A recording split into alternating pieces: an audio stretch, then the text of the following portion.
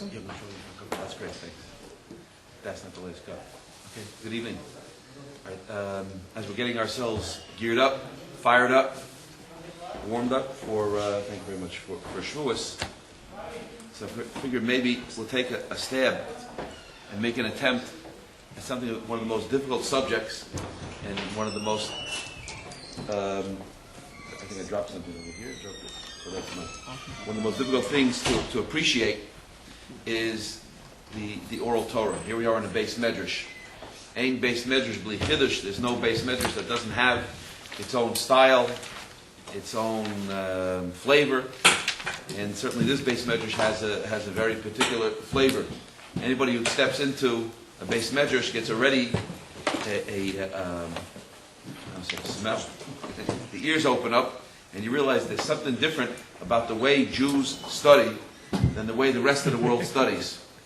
And I think it's being proved out by academians that there's something special about the way we study, that this is actually a very, very effective way. It's not like the New York Public Library. You go into the library, I remember as a kid, I used to tiptoe into the public library, and there was always a librarian over there. You know, if your hush puppies were making too much noise, squeaking on the floor, on the wax floor, they give you the old shh. You have to be quiet. You're not allowed to make too much noise in the library. You come into a base medrash, ooh, the whole place is storming. People are shouting at their chavrusas. You can't, the din. It's so big that it's amazing that a chavrusa can hear what his partner is saying, right? But the Talmud tells us, the Gemara tells us in Megillah, Shrei Kolos, that if two voices can't be heard, if you have the two people who are speaking at the same time. But if one voice happens to be chaviv, if one voice is there, so then you could pick up, you could understand what the other person's saying. There's something special about a base medrash. So, but the specialty that I would like to talk about tonight is an appreciation of something that most of the deviations that have happened all throughout Jewish history have happened from groups that have taken exception to the oral Torah. Let's appreciate that we have something called a Torah Shebal Peh, an oral Torah, and just from a few different angles. Even if we're not troubled by the things that I'm going to bring up here tonight ourselves, we ourselves are not troubled. But there is an Indian that the Mishnah in Perkei Avos says Da Ma Laheshiv, that we should know what to answer. And even if we don't know what to answer, it says, even if we don't answer, it says Da Ma Laheshiv. We should know what to answer. Even if we don't know what to answer, even if we don't answer, we should know there's that there is what to answer. So let's talk about certain things I would like to address. There's a few questions that come up all the time. First of all, we should appreciate the oral Torah. But one of the things to appreciate is that by necessity there has to be an oral Torah. There has to be a Torah Shebal Peh. Because the written Torah, right, Torah Shebeksav, the Chumash, the Bible, that even the Gentile world holds up in such high esteem and touts and puts in every drawer, with their little additions that they put at the end of it, in every hotel throughout the world, that this is the moral authority in the world. But when you open up that book, you appreciate it doesn't make any sense, not on any level. If it's a law book, it's a very incomplete law book. If it's a history book, it's a very incomplete history book. If it's a book of cosmology, it doesn't tell us the complete picture about what happened at the creation. It tells us in two short terms. It doesn't complete the history. The things that it says are true, and historically, the things that it tells us about cosmology are true. The things that it tells us about science are true, but it's an incomplete book. That's not the purpose of the book. The book is a Torah book. So there isn't one law that we can keep, and matter of fact, there isn't even one sentence or one word that we can read appropriately without a Masorah, without a Torah Shebal Peh. Right? For example, the pasuk says, right? There's a famous story the Gemara tells us that Hillel was conversing with a potential convert, and the convert says he had his first introductory class with Beis Shammai, and he told Beis Shammai, he says, I would like to learn, but I don't want Torah Shebal Peh.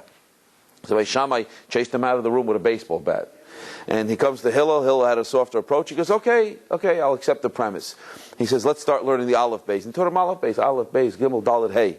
The next day, the fellow comes back. He says, okay, let's review our lesson. Hey, Dalet, Gimel, Beis, Aleph. He says, wait. He says, yesterday you said it the other direction. He says, you have to rely on me even to teach you Aleph Beis. You have to rely that there's such a thing called a tradition. We have to know what the Aleph Beis is. Otherwise things get distorted over time. And then even which words are being written. Right? We're all familiar with the pasuk, Lo sivashel gedi b'chalav imo. Right? Don't cook the goat in its mother's milk. Now, what if the word was instead of chalav? There's no nukudis in a Sefer Torah. Right? You look into a Sefer Torah, there's no dots there. Maybe it should be read chalev. Same letters. Right? Can you imagine there's a difference in the way a person sets up their kitchen? If the word chalev was there, what is chalev? Anybody know? Chalev is fat. Makes sense in the pasuk. Right? So how do we know that when it says lo sivashel gedi, that you shouldn't cook a goat in its mother's fat? Maybe it should be fat, chalev. Right? How do we know it doesn't say that? Because we have a tradition, we have a Masorah that tells us that word has to be written and has to be pronounced chalev, right? Chalev and not chalev. The nakuda is different, and if the nakuda changes, so the meaning changes, and the way we set up our kitchens and the way we conduct ourselves is differently. And 3 times it says, one time it shouldn't be cooked, another time it shouldn't be, we shouldn't have benefit from it, and then another one it shouldn't be eaten. So we know that the 3 times it's mentioned, each one comes to tell us something different. And that's the way. So without an oral tradition, we'd be lost. There isn't one law that we can keep without an oral tradition, not one. Right? Let's go on. Oh, it's a great legal authority, the Torah, right? But without a Torah Shebal Peh, we wouldn't know how to do anything. Let's take simple things. Let's go back to the Aseret Dibros, the 10 Commandments. Right? The 10 Commandments. Someone said if everybody would keep the 10 Commandments, there'd be no 11 o'clock news. Right? But it's hard sometimes to find people who know even what the 10 Commandments are. But even people say they know what the 10 Commandments are. So let's see if we can keep one of those 10 Commandments. There's not one mitzvah that we can do completely without a Torah Shebal Peh. Right? Let's say, for example, don't kill. Right? That should be easy enough. Don't kill. Right? Everybody agrees don't kill? Yeah? By a show of hands, don't kill? All right, so okay, great, fine. How do you keep it? When does life begin and when does life end? Huh? When is somebody finished? Intelligent people can sit up and debate these things all night long. You're allowed to kick the plug out on grandma. Yeah? Huh? Do not resuscitate. Is that okay or that's not okay? Brain death, stem death, heart death. What is considered death?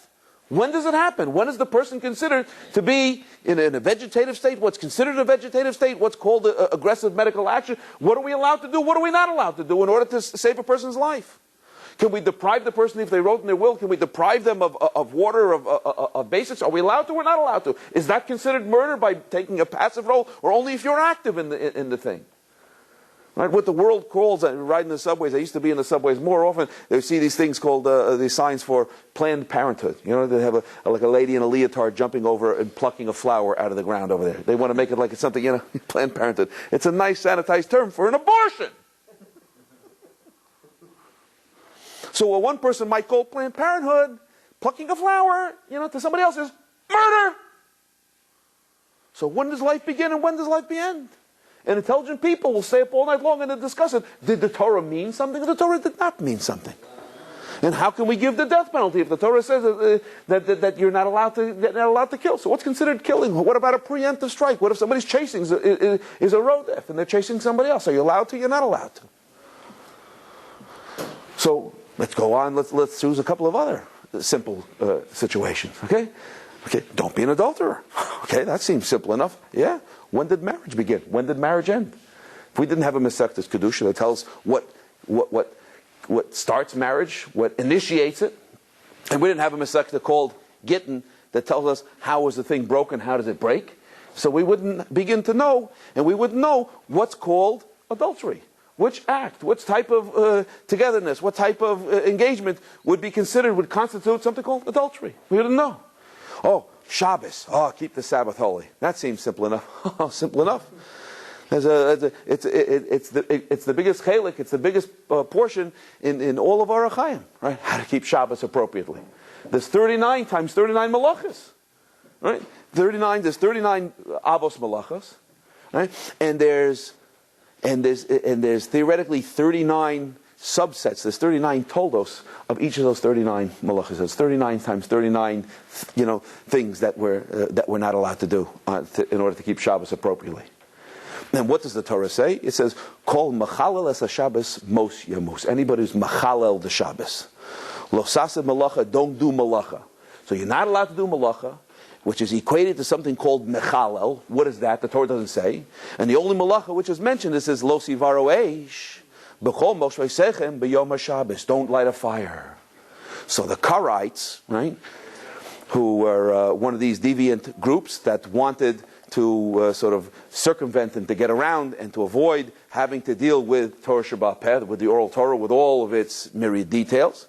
So they took upon themselves a kula. They're going to jettison away, but they wanted to be somewhat intellectually honest, so it had to stay by only what's written in the Torah, kara, kra, like kuf, resh, aleph, the Karaites. But you don't find too many Karaites around today, and the reason is because their Shabbos was such a miserable experience.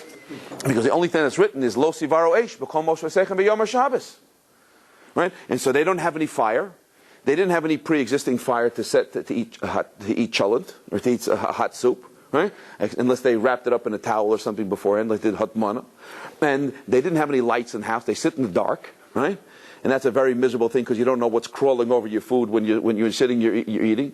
And the Novi says, "V'karasa l'Shabbos oneg." Shabbos is called oneg, and the people are sitting over there in the freezing cold for all their generations, and they're wrapped up and they're in the dark. And the kids are saying, "When is it over, Abba? When is it over, Ima?" And that's supposed to be the day of Shabbos and the day of enjoyment. And meanwhile, the Jews who are keeping the Torah Sheba'al Peh the way it's meant to be kept, La Yehudim Haisa Or V'Simcha V'Sasa and Vikar. People are sitting and they're eating warm food on Shabbos afternoon that was heated up from the day before in the cold winter times. Everybody can gather around the hearth and you can have a fire that pre-existed, and there's different ways to accomplish tasks without violating the principles of Shabbos. So here you have something. There isn't one law. There's nothing. Tefillin. It says, "V'hayula totafos beinenecha." Put the totafos between your eyes. Totafos. What in the Lord's name are totafos? Right? What are totafos? And I took each of my kids on a trip to Israel before their bar mitzvah, and I spent not less than $1,200. The price keeps on going up in order to get them the best set, something they're going to wear for the rest of their life, in order to get for them totafos. What in the world are totafos? If we didn't have a Torah Sheba'al Peh, we wouldn't even begin to understand what's a totafos. There's 5,000 details that go into the creation of a mezuzah. There's over 30,000 little jots and diddles and details that go into the creation of tefillin, and it doesn't say anywhere what tefillin are. So we need a Torah Sheba'al Peh. Every once in a while you run into a Christian, he tries to convince you of this and that, and you ask him, how come you don't keep the laws? I had guys that come to my door. Believe me, after they come one time, they don't come back anymore. Don't try to divide my God into three. It says, Shema Yisrael Hashem Elokeinu Hashem Echad. I asked the guy, did you have one of these on your door? What's that? It says in the Torah, it says, and I quote the pasuk and I tell him where it's from. And my son was walking by, and my little 5-year-old son, I said, tell him what it says in the mezuzah over there. And he says, Shema. And he said, that's what's written over there. You don't know what's written over there? It says in the Torah, you should write it on every. How come you don't have that? He says, because he died for our sins. You don't even know what to do. Even if they could tell you, they couldn't even tell you what the details are. There's no way that they would be able to recreate it or know what it is.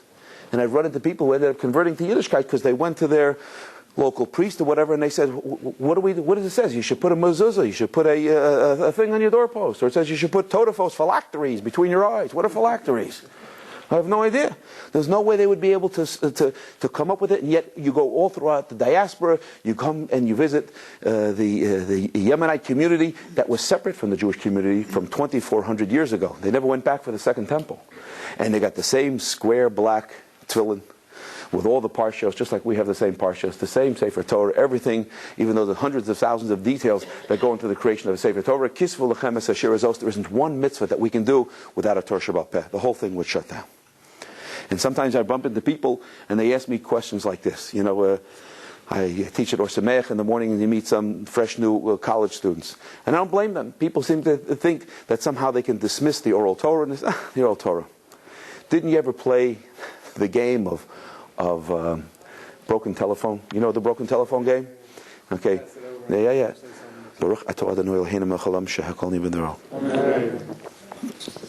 So the game of broken telephone, or Chinese whisper, there's a number of different names for it. It's the same game. I say to this gentleman over here, I say, supercalifragilisticexpialidocious, okay? Mary Poppins, I remember that one from years ago. And you say it over like this. Nobody heard my first whisper that I said to him. And he goes on to the next fellow. It snakes around the room until it comes out over here. Gobbledygook, gobbledygook, gobbledygook. And we all have a good laugh. And we try to figure out, going around the chain at the birthday party, who was the one that didn't get it right, and where was it fumbled, and where did we lose this syllable.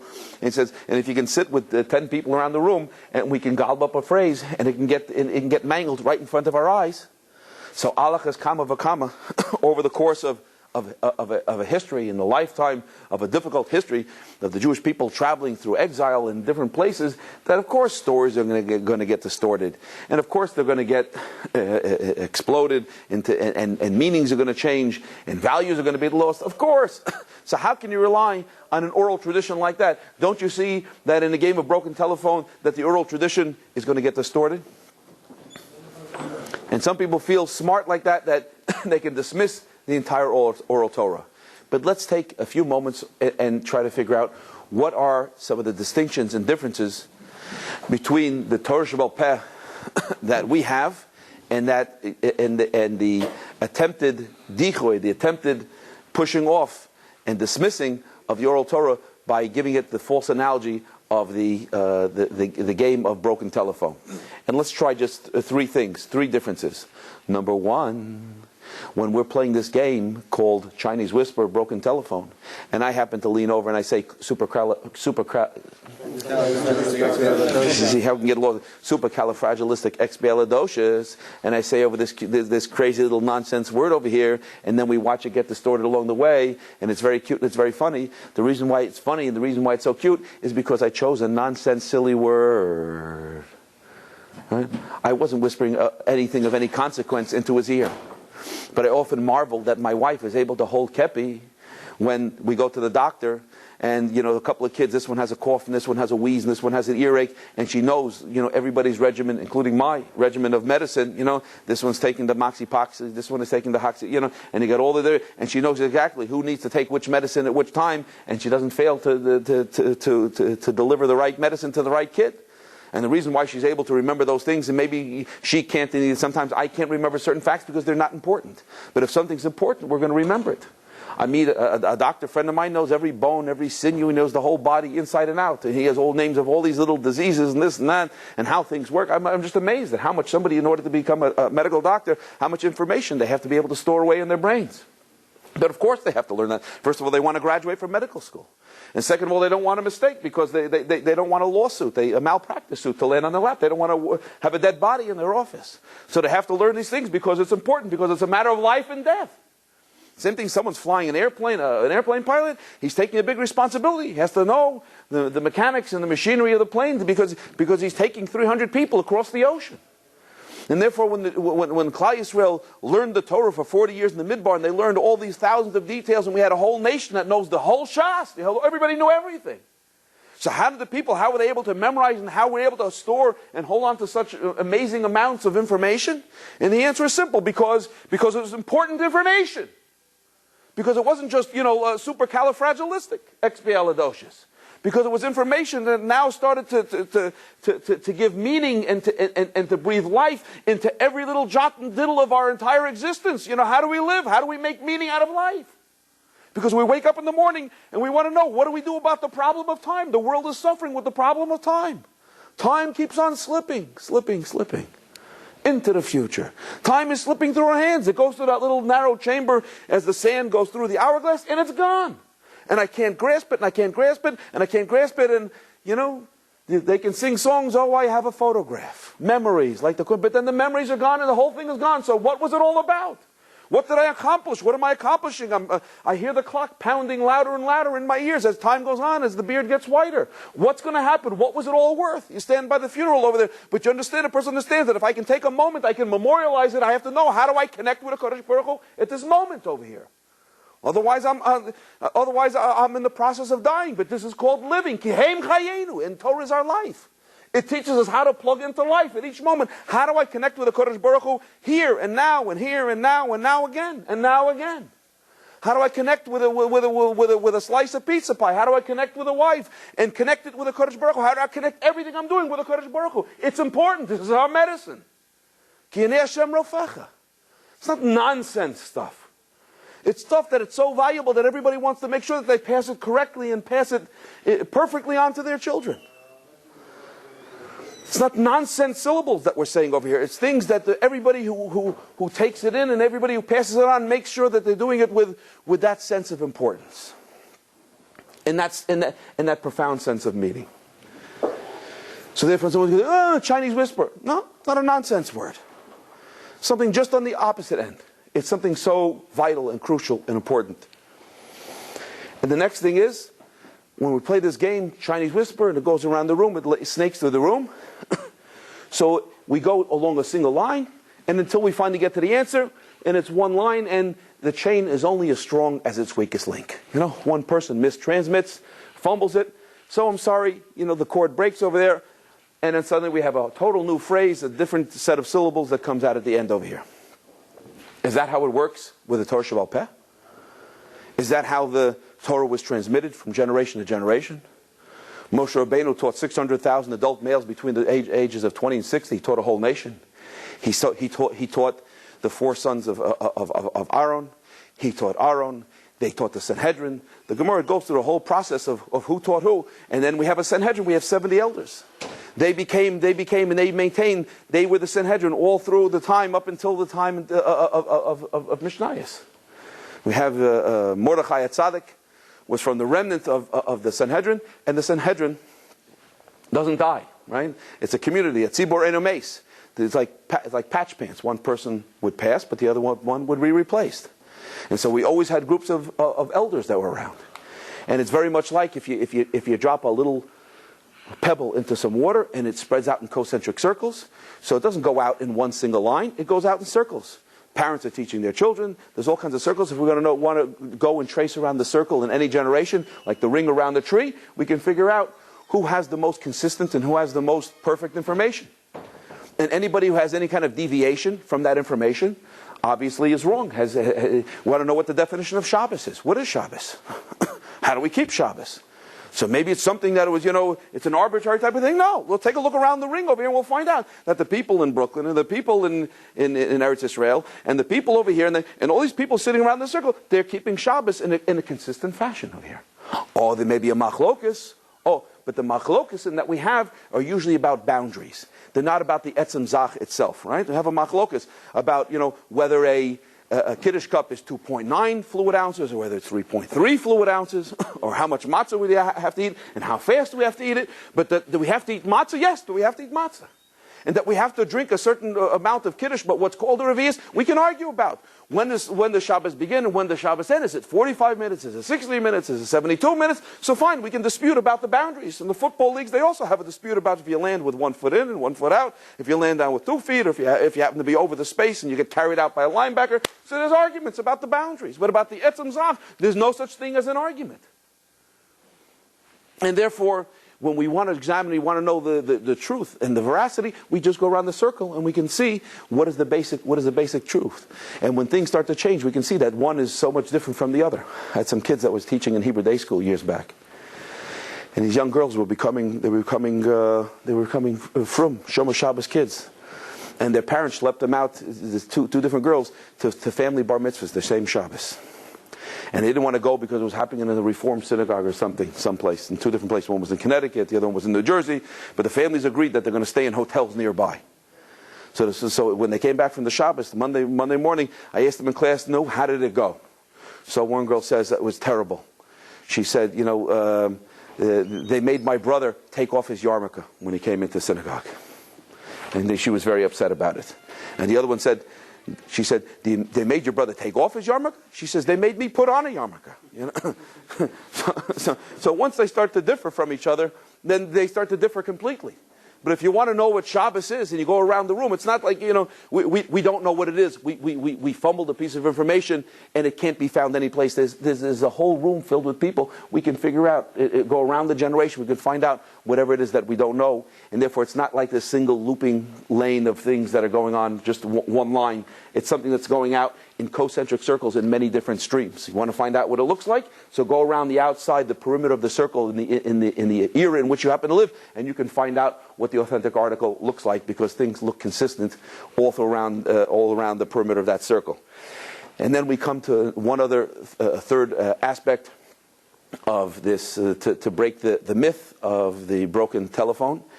game, and that is that when we saying over this thing, I say it over supercalifragilistic, and then what happens is if he doesn't hear me correctly, if I get the rule correct, this is how it's meant to be played. So one time he's allowed to not get it, and he says back to me, what does he say? Operator, okay, and I'm allowed to repeat it one time. But if he doesn't get it the second time, tough noogies, okay? That's it. Too bad. You lost it. You fumbled it. You got to give over what it is that you heard, and then that makes the game go quickly, and we watch it disintegrate much more quickly. But it doesn't work that way with Torah Sheba'al Peh. It's kihem chayenu. It's our life. It's not we're giving over theoretic types of information, right? I don't say to my kid when he's 13, you getting ready for this one? 30 days before his bar mitzvah, I tell him, Todafos. And he says to me, operator. I said, I'll give you one more on this one. Todafos, and he's got to figure out 30,000 things that go on top of his head, square black boxes with compartments and scrolled up, I didn't get it. We fumbled it. Tzitzis, and that's it. You fumbled it. Too bad. I said it once. He's watching me put on my talis. He's watching me put on my tefillin. Abba, can I wrap up your tefillin? Abba, can we get a book about tefillin? In school, they start to learn about tefillin. Before he puts on his tefillin, he knows more about tefillin. He becomes an expert on what tefillin are and how they're worn and where they go. They go between your eyes, right? And he's seen his Abba put it on. He's not reading out of a book between your eyes. I remember I saw the movie Yentl years ago. They put the tefillin over here. They had it on the nose between the eyes, like because they didn't get a right consultant or whatever to advise them, and you had a room full of people sitting with on top of their nose. In some places, Taka people do have it on top of their nose. They have that chart. And everybody knows Beinei Necha is between the left hemisphere of the brain controls the right side, and the right controls the left, and therefore there's an optic nerve on the top of on the top lobe over here, and that's the Beinei Necha. That's where these two optic nerves, cross each other. That's called Beinei Necha, where the hairline used to be, right here, right. That's where the tefillin go. But they didn't have the right tradition, so not allowed to just say it over one time and the person doesn't get it. They're watching.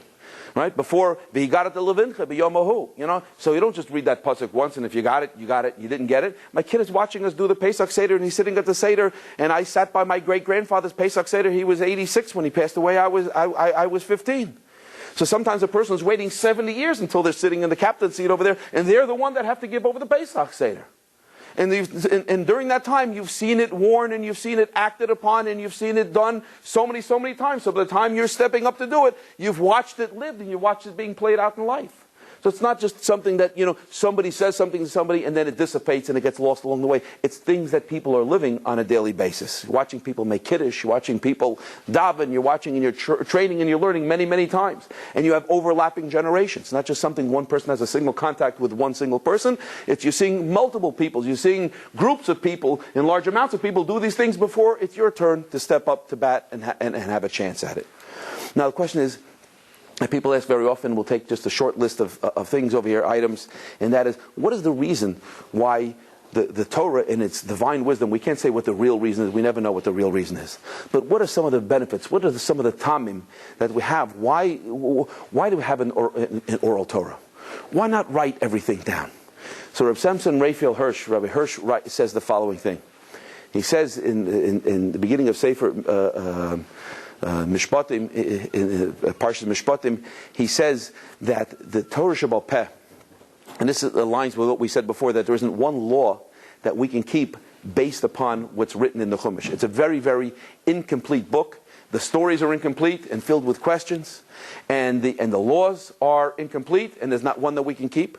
So Rav Hirsch says, he says, like when a person is sitting in a university class and they're taking notes. And I remember when I was in university, I used to like to come to the classes because if I borrowed somebody's notes, I was absent the class, can you do me a favor, can I borrow your notes? And the fellow would take out his notebook, he showed me his notes, and I would look at them. I couldn't make sense out of his notes because I was not at the lecture, right? I don't know why he circled this here and put a little asterisk over here and he drew an arrow over there. I don't know what that means. I don't know what happened in the lecture. I had picked up a few points. I have a few scattered little pieces of information that come from looking at the other person's notes. Unless I sit with the person who took the notes and I take notes on his this freeze-dried version of the class, and I take them, and he's able to wake up the whole class and repeat things that happen in the class based upon the notes that he has in front of him.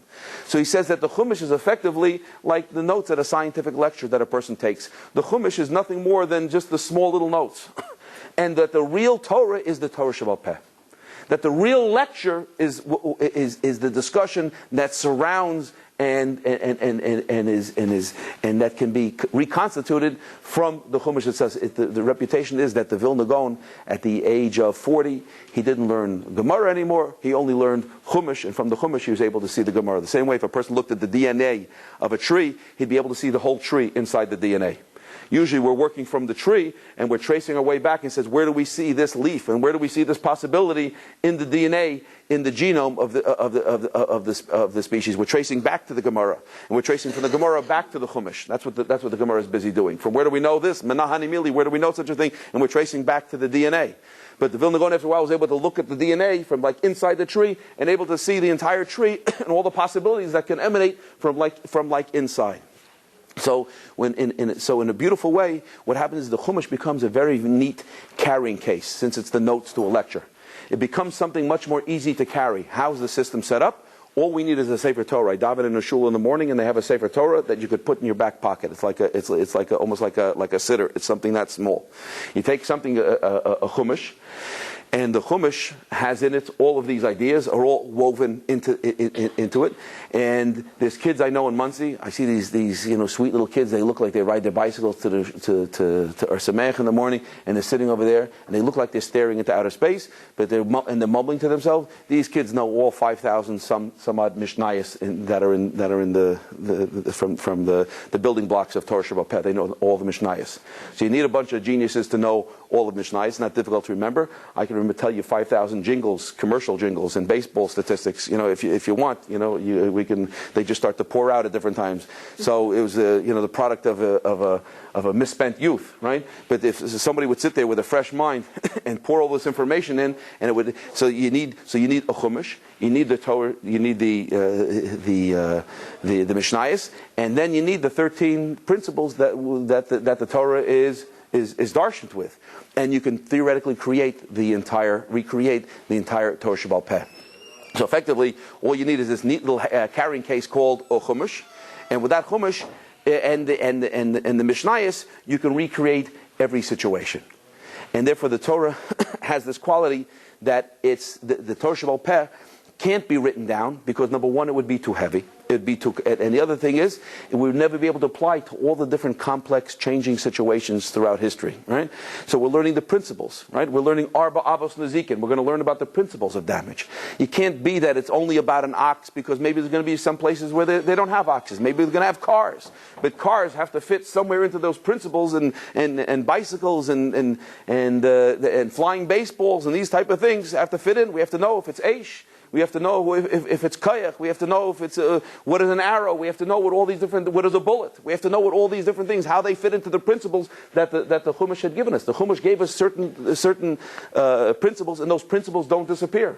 And therefore, in order to adapt, in order to apply to all the priorities and principles, to all the different complexities of life, so what happens is the Chumash gives us what are the priorities, and the Gemara tells us that these are the principles, and from those principles we have responses and different ways to apply it to the law and the changing conditions that we find throughout life. What happens to a woman who receives an egg from she's a carrier for a child, for somebody else's zera, somebody else's seed, right? Is that considered adultery? That she's carrying somebody else's child, she's married to a different man? Is it permissible? Is it not permissible? Is it b'diavad? Is it okay? The Gemara talks about certain principles like this, so that modern applications of medicine can be applied to today. What do we do about electricity? Right? Is it electricity? Is it on Shabbos? What's the application? So Moshe Feinstein had to look for the sources and figure out is it Eish, Lo Sivaro Eish, or maybe it's binyan. It completes a circuit, an electric circuit. So where does it fit in? How do we know how to deal with it on Shabbos? What do we do with timers? What do we do with, what do we do with these things? How do they apply, and how do we take Shabbos and apply it to the 20th century? So the Torah couldn't talk about Shabbos in the 20th century, but it gave us the principles to apply to a Shabbos that's going to be happening in the 20th century, because the Torah foresaw all of these different possibilities. And all we need is this neat little carrying case that we can apply to life in France, and life in Spain, and life in North Africa, and life in the 21st century in the United States. Should be able to apply to all those varying changes in situations. And therefore, by having it this way, by having a Torah Sheba'al Peh, it makes it a lot easier under great pressure and duress to run from place to place, to carry from place to place. Because now all we have is a neat handle, and we have the ability to access all the principles that we're going to need to all the changing and adaptive situations in which we happen to find ourselves.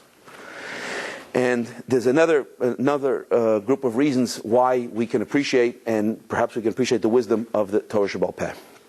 And that is that, and why Kodesh Baruch Hu had made it, that it's important to have a Torah Sheba'al Peh. Because Torah Sheba'al Peh means it has to be discussed.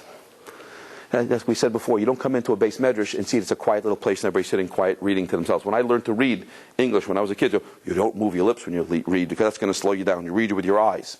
But when we read the Gemara, how do we read it? You say it with your mouth. And when you're sitting with a chavrusa, the best way is a chavrusa. You're sitting in yeshiva without a chavrusa, forget about it. You don't have a chavrusa. It's a dead zman. Nothing happened. I didn't have a chavrusa. Why didn't you? I didn't have a chavrusa. I need a chavrusa. Chavrusa masusa. Right? Give me a chavrusa. Give me death.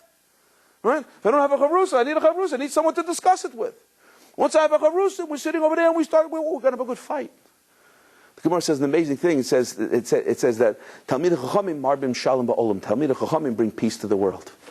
Once I heard such an explanation like this, I thought it's brought at the end of the Gemara and Brachas. I think it's a Marsha. I heard from one of my Rabbeim at a siyum that we made.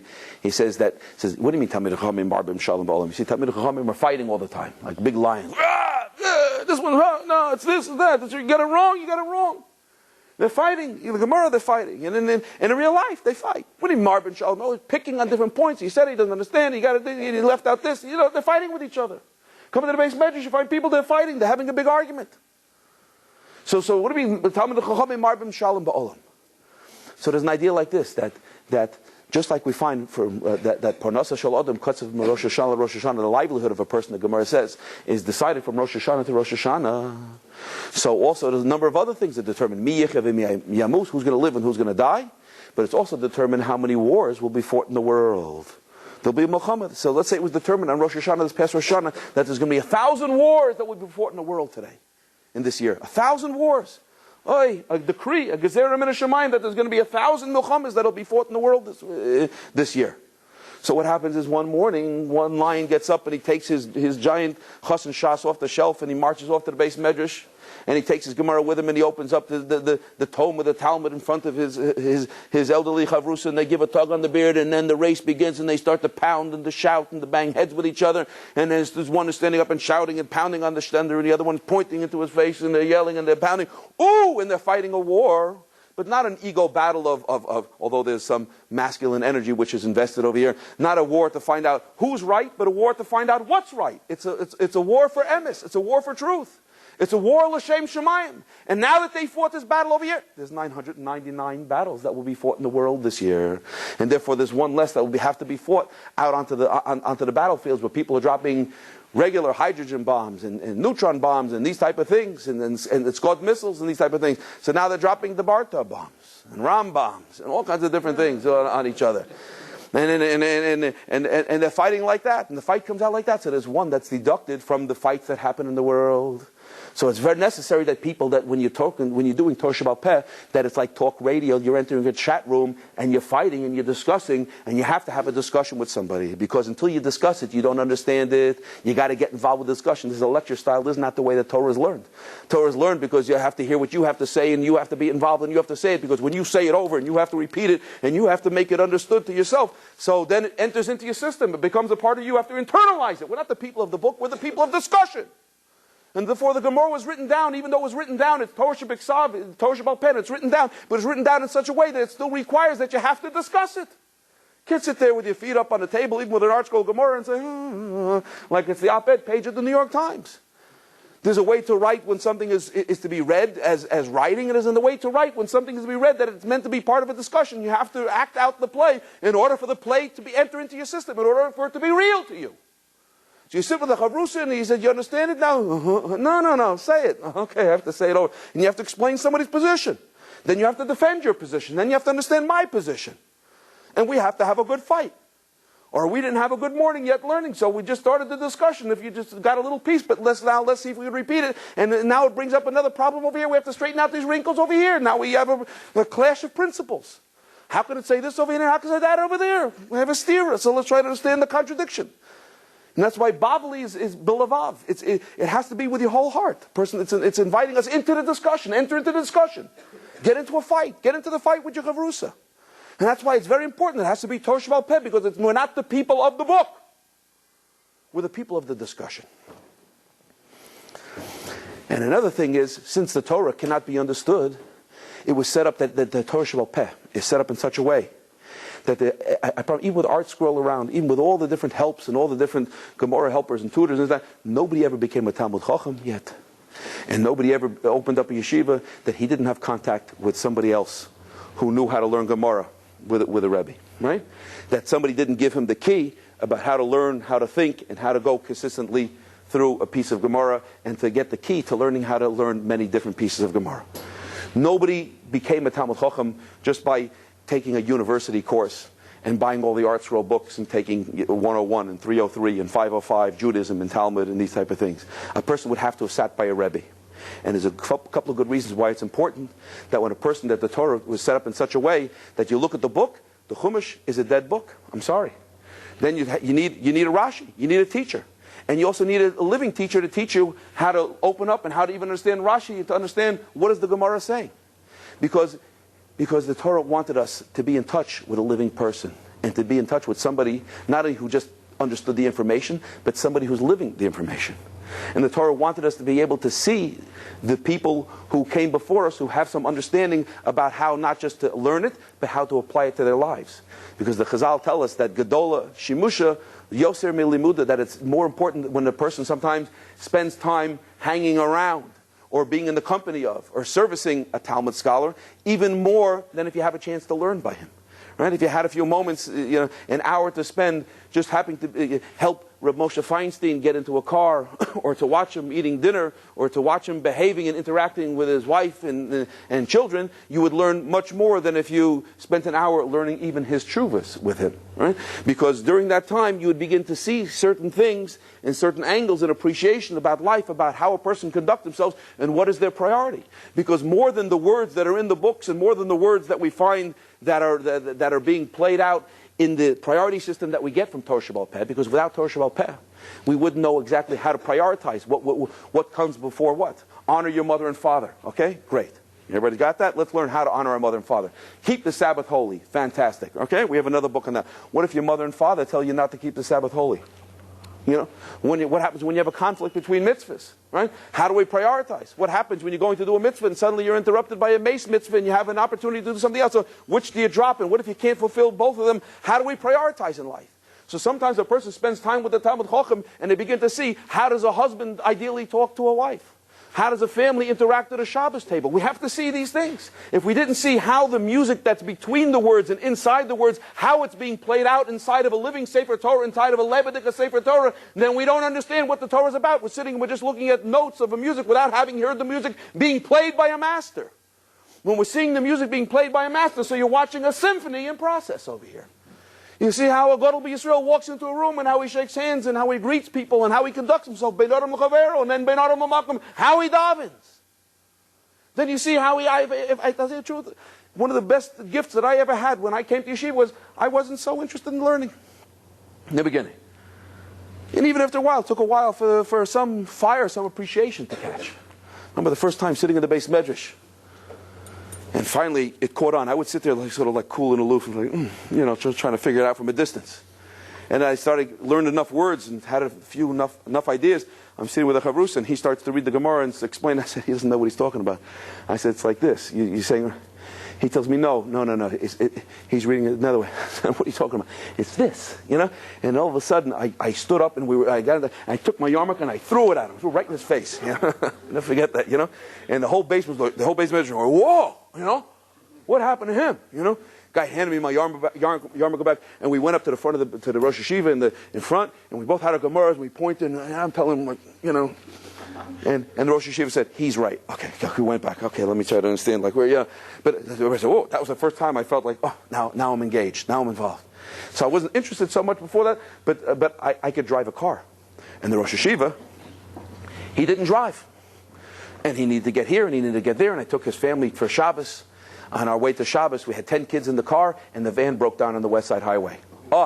We could write a book about the experiences that we had over there that day. He said, let's go over here, let's go over there. No. The calculations, the cheshbonos that he was making, getting ready for Shabbos. It's a book. It's a sefer in Hilchos Shabbos, just from those incidents. Just from the time I spent in the house and I saw how he spoke to the kids and this one behaved and this one was, I wish I can go back and revisit those situations because there's so much to learn. When his son was sick and we went to the hospital together, we got up in the morning, I saw how a father davens for his son when his son is going for an operation and how the father talks to the son before he goes into the operation. These are not things that you're going to see in a book someplace, but you're watching somebody who's saturated with the Torah and the Talmud, and you see how they behave and how they interact with people. It's something worth to see. The Torah said, I want to put you in contact with somebody who was in contact with somebody who was in contact with somebody who was in contact with somebody who was in contact with somebody who was in contact with somebody who goes all the way back to Mount Sinai, Moshe Kibbutz Torah Messina. Because there's no way that somebody could have opened up and gotten so close to the Torah and the understanding of it unless he had a Rebbe, you had a Rebbe, you had a Rebbe. And sometimes I meet groups of people who are beginners, initiates in the Torah, novices, and they ask, is there a doctor now? So I'm feeling fine. And someone has the courage to say, yes, I'm a doctor. Do you know who your teacher was? Did you have a prime teacher in medicine? Someone who was a mentor? Yeah. Oh, yeah. Hard to find somebody who's good at something, qualified for something, didn't have some mentor. Do you know who your mentor's mentor was? I never found one person yet that they know who their mentor's mentor was. You don't know who your mentor's mentor was? My first year in yeshiva, I remember we went for Purim to one of my Rabbi's house. Rabbi Shimon Hirsch. He's a great-great-grandson of Rabbi Samson Raphael Hirsch. And we were leaving the house. We all had a couple of glasses of wine. We had a designated driver, and as we were saying goodbye, we danced around in a circle there for a little bit, and as we were saying goodbye, so you just don't turn around and walk away from your Rebbe. What do I know? So I turn to take a walk away, and he grabs me by my shoulder, and he spins me back, and he says, my Rebbe hit me. He says, now I'm going to hit you. And he gave me a smack across the face. I don't forget it.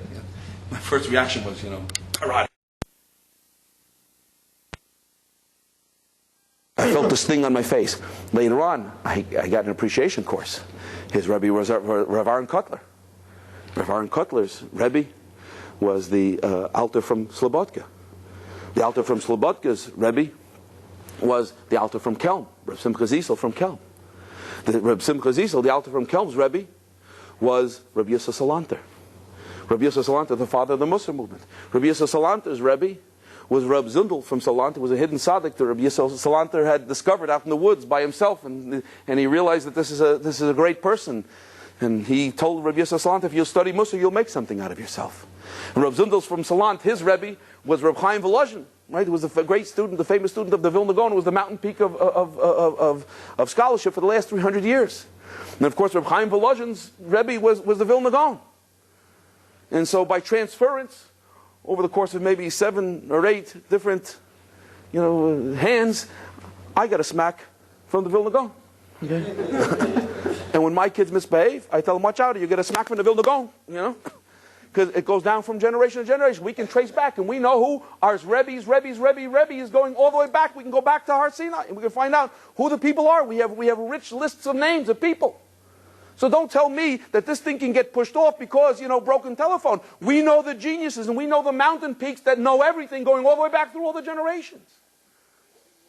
When a Rebbe told me, he says when he traveled to Eretz Yisrael after he was married, he stayed there for 14 years, he and his wife took a slow boat. He says he remembers that there was there's an introduction that the Chaim Volozhin writes about the Vilna Gaon. In the introduction of one of the Svarim, and he says Reb Chaim Volozhin, he says that what we have from the writings of the Vilna Gaon, which could fill up a couple of good libraries, and he wrote very, very tersely, what we have from the writings of the Vilna Gaon, he says, is a tipa min hayam, is a drop from the ocean, bli guzma, without exaggeration. That's what he says. And then, and Rav Aaron Kotler wrote an introduction to another sefer, and he includes the introduction that Rav Chaim Volozhin says that what we have from the writings of the Vilna Gaon was a tipa min hayam, bli guzma. He says when he said bli guzma, when Rav Chaim Volozhin said bli guzma, he meant bli guzma without exaggeration. It's a tipa min hayam, a drop from an ocean. So my Rebbe says when he was traveling on this ocean liner, right, for 3 weeks on his way to Eretz Yisrael, he had his elbows by the railing looking out at the ocean, realizing it's thousands of miles this way and it's thousands of miles this way, and it's 5 miles and 6 miles deep below his feet over there. He couldn't stop but repeating to himself, bli guzma, without exaggeration. What type of minds, what type of people have passed on and absorbed and passed on the Torah throughout the generations. Kodesh Baruch Hu wanted us to be in contact with people who are in contact with people in order that everything that we receive and everything that we learn is coming down from Sinai, and we can watch the people who have been absorbed and saturated with these ideas to see how the music is meant to be played out and how it's meant to be expressed in life itself. And maybe we'll just finish up with this last idea over here, and that is when my wife and I, Baruch Hashem, we were engaged to be married. So my wife has a famous uncle in the Jewish world. Maybe some people heard there's a magazine called Das Yiddische Wort. I don't know if anybody heard of Das Yiddische Wort. There's an English complimentary magazine that's called the Jewish Observer. Right? That's a good Yisrael's English version of Das Yiddische Wort, or Das Yiddische Wort is the English version. The articles are somewhat different. They're both put out by Agudas Yisrael, but this one predates certainly the Das Yiddische Wort. And it's filled with many articles and pictures. This bi-monthly magazine that's filled with articles and pictures all about the Holocaust, 90% of the articles. They're all written by my wife's uncle, almost all of them with 2 fingers on a non-electric typewriter for the last 50, 60 years. He types them all by himself. And he's obsessed with the Holocaust. When we got engaged, first time I met him, he came to Or Sameach in Muncie. There's a room maybe this size filled with this many people. And one of the Rebbeim said, "No, Rabbi Yossel, he's a famous personality. He speaks at the Aguda conventions all the time. No, Zug, say something. He says, "No, I'm not an English speaker." The Rabbi says, "Okay," with the Yiddish accent though. He says, "You are a very good English speaker. Speak." He refused a few times. Third time, he said, "Okay." He stood up and spontaneously, he said, "If I would have known that I would be standing over here today," he says, "I would have brought with me a document." He says that I had in my hand this morning that answered a question that had been bothering me for the last, at that time, I think it was something like 40 or 50 years. And he says, "And what's the question?" He says, "We knew what the Nazi plan, Yamach Shemam, we knew what their plan was for European Jewry. They called their shots. They said exactly what they wanted to do, what the final solution was for the Jewish people. But what was their plan, God forbid, had they been successful in Europe? What was their plan for the rest of the world Jewry? What was their global plan? How would they have carried themselves and carried out their plan? God forbid it didn't. Baruch Hashem, it didn't come to that. God forbid they should have gained that success. But what was their plan? It must have been written someplace." He says, and it always troubled him. Did they anticipate that they were going to lose? He says, until he held that document, and happened to have a copy of that document later on. I saw it reprinted, and I have a copy of that document. And first of all, before he started to even ask this question, he looked out at the room of people that were sitting over there, many of them Bali Tshuva, people coming back and getting their first taste in Torah and Talmud after maybe their parents or generation or two had ignored or dropped the ball. And he looked out at the room and he says, first of all, where do you people come from? Where do you people come from? And he explained there's a Talmudic concept that the Gemara says, Torah magzirin alaksan yishalo, Torah returns to those people who hosted it. He says, if you're sitting over here today, he says, the only reason why you're sitting over here today is because you had a grandfather, a great-grandfather, or somebody who spit blood and coughed and bled so that this thing should be lived and it should be alive today. He says, otherwise you wouldn't be here. He says, that's why you're here. He went on to talk about my wife's family, and then he brought up this point over here. And what is the article that's written over here? I'll just explain to you maybe in one moment, and I'll read you the article. And it says, I remember one time when I took a group of students in Eretz Israel, college students, when we had or Sameach guys that were coming to Eretz Israel for the first time, we take them to the Kosel, we take them to the Mikvari, we took them to the Kever Rachel, and I was always interested to watch their reactions. There was one place that we went that always took everybody's breath out. You could feel the shock, and that was when we went up to the to Panovich, and we'd go into the Ezras Noshim, we'd open up part the curtains, and we'd look down, and you see that giant gold Aron Kodesh, and you'd see 1,500 shirts, white shirts, people learning Gemara. And it's like, this is the belly, this is the engine of the Jewish people. And then we met the Rosh Hashiva, who was a grandson of the Panovich Rav, and the grandson of the Panovich Rav told us, he says that his grandfather came through Europe, and he came to Panovich, and he lost his entire family. He had to be recreated. The whole town was wiped out. He found out the whole town was wiped out. His whole yeshiva was wiped out. And at that place over there, with the top of a sand dune somewhere in Panovich, the story is told that the Panovich Rosh Hashiva, that he walked around with a candle, and at night, and people would say, what is he doing? What's this old man? They would ask him, what are you doing? He was surveying. He says, here I'm going to build the world's largest yeshiva. Over here we're going to have a beis medrash. Over here is going to be the Cheder Rochel. Over here is going to be the dormitory. And this is where the Aron Kodesh is going to be. He had all mapped out in his mind in this sand dune. And people tell him, old man, you're crazy. This place, Judaism is a thing of the past. It's lost. It was all destroyed in Europe. It's a new state. It's a new world. It's a new existence over here. Rummel's on the border of Eretz Israel, and he's about to do over here what happened in Europe. And there's no money for anything. And you're talking about building buildings and creating yeshivas. He says, you're out of your mind. You're crazy. And he says, you're right. I am crazy.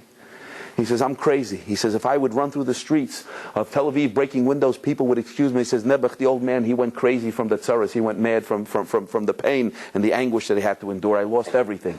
He says, I am crazy. He says, but my mishigas is not to break windows. He says, my mishigas is to put windows in.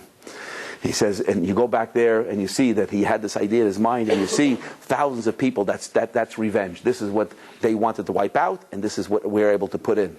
And now we go back to this document over here, and I'll just read to you. I have it in the original German over here, broken up, and here's a sort of a transcript of a little bit of what's written in English. And it says, this document transmits a memorandum dispatched by I.A. Eckhardt, Yamach Shemo, from the chief of the German occupation power.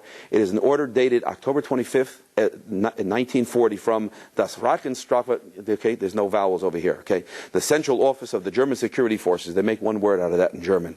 To the Nazi district governors in occupied Poland.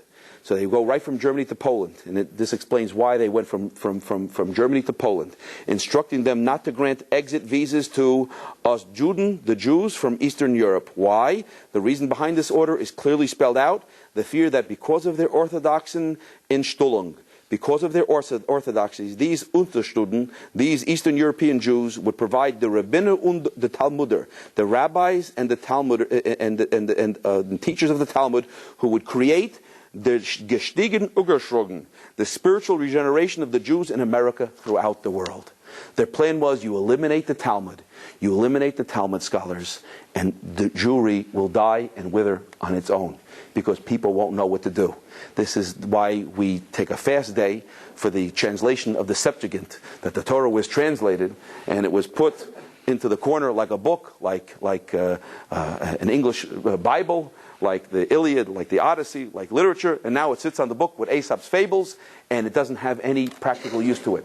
If you eliminate the Talmud scholars, they understood sometimes the enemy understands us better than we understand ourselves, that this is the jugular vein. Because then you eliminate the book and you render it to be a useless book. It's just something that tells history and tells fancy stories about the past, but you don't know how to put it into action on a daily basis.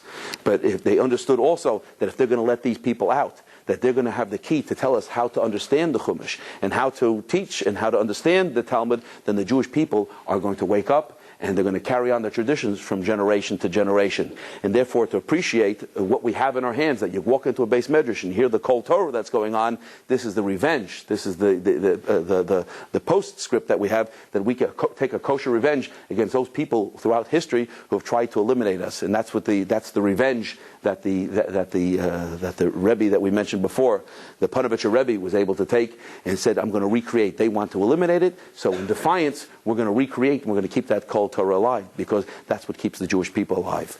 So just a little appreciation as we're approaching Shavuos. What are we doing when we're learning Gemara? So basically what we're doing is we're attaching ourselves to something that started from the beginning, and it was necessary that it had been there from 3,320 years ago when the Torah was given. This Shavuos will be recreating, re-celebrating, and replugging ourselves into that event that happened 3,320 years ago when the Kodesh Baruch Hu said, Nochi Hashem Lakecha, Zachar Yom Shabbos.